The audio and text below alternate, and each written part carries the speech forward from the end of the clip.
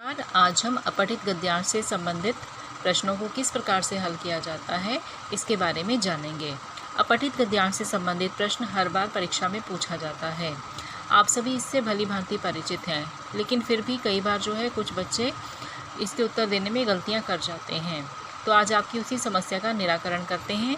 आइए सबसे पहले समझते हैं कि अपठित गद्यांश की आवश्यकता क्यों अनुभव हुई। विद्यार्थियों की अर्थ ग्रहण योग्यता के परीक्षण के लिए अपठित गद्यांश से प्रश्न पूछे जाते हैं।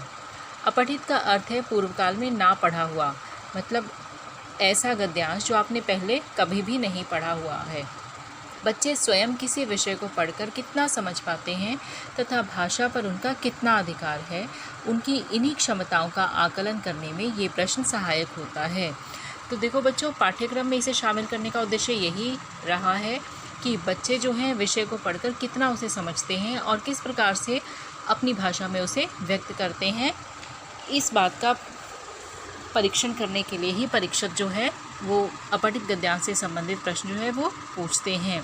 इससे एक तो बच्चों में आत्मविश्वास की वृद्धि होती है। उन्हें लगता है कि हाँ, किसी प्रश्न का उत्तर वो स्वयं भी दे सकते हैं, क्योंकि इन प्रश्नों के उत्तर उन्हें किसी किताब से नहीं मिलने होते हैं। उन्हें स्वयं ही गद्यांश को पढ़कर अनुमान लगाना होता है और इस नतीजे पर पहुंचना होता है कि हाँ, वास्तव में इस प्रश्न से संबंधित उत्तर वो हमें यहीं से मिलेगा और इसे किस प्रकार से उन्होंने अभिव्यक्त करना है, ये सब वो इसी प्रश्न के माध्यम से सीखते हैं। आइए जानते हैं कि कौन सी बातों का ध्यान रखकर हम लोग इस प्रश्न को सरलतापूर्वक हल कर सकते हैं। पहली बात, गद्यांश को 2 से 3 बार ध्यानपूर्वक पढ़ें।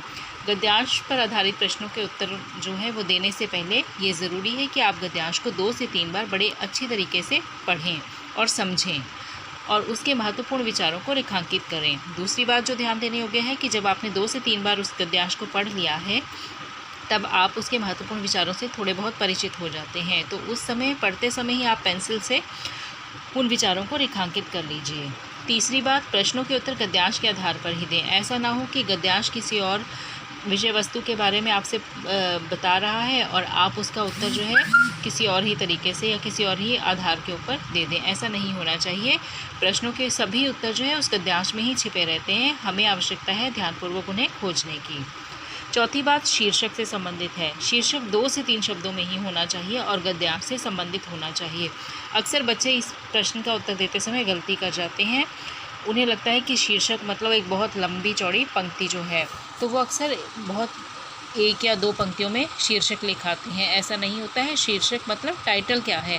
अगर आप उस गद्यांश को पढ़ते हो, गद्यांश को पढ़ते ही आपके दिमाग में सबसे पहले कौन सा विचार आता है कि ये सारा का सारा गद्यांश वो किस विषय से संबंधित है, किस चीज़ के बारे में वो बता रहा है, तो वही हमारे गद्यांश का शीर्षक होता है। अक्सर पहली 3 पंक्तियों में हमें शीर्षक के संकेत वो मिल जाते हैं। तो शीर्षक ध्यान रखो बच्चों कि वो 2 से 3 शब्दों में ही होना चाहिए, इससे अधिक नहीं होना चाहिए। शीर्षक से अपठित गद्यांश का मूल भाव स्पष्ट होना चाहिए और आप ये भी ध्यान रखें कि शीर्षक जो भी आप चुनते हैं उससे आपके गद्यांश का मूल भाव स्पष्ट होना चाहिए। ऐसा ना हो कि आपने पहला अक्षर देखा, मान लो आपने पहला अक्षर देखा कि विद्यार्थी, तो आप उसको सीधे शीर्षक दे दें कि विद्यार्थी। आगे विद्यार्थियों से संबंधित किस चीज़ के बारे में वर्णन किया गया है, पहली 2 या 3 पंक्तियों में उस बात का स्पष्टीकरण आपको आसानी से मिल जाता है। तो शीर्षक हमेशा आपका अपठित गद्यांश से संबंधित होना चाहिए और उसके मूल भाव को स्पष्ट करने वाला होना चाहिए। तो इन बातों का ध्यान रखकर आप अपठित गद्यांश के प्रश्न को सरलतापूर्वक हल कर सकते हैं। और एक बात बिल्कुल नहीं भूलना कि 1 अंक के प्रश्न का उत्तर आपने 1 ही पंक्ति में देना है और 2 अंकों के प्रश्नों के उत्तर 2 पंक्तियों में देने हैं। ऐसा ना हो कि 1 अंक के लिए आप 3 से 4 पंक्तियाँ लिखकर आ जाएं, वो ठीक नहीं रहता है। ठीक है बच्चों।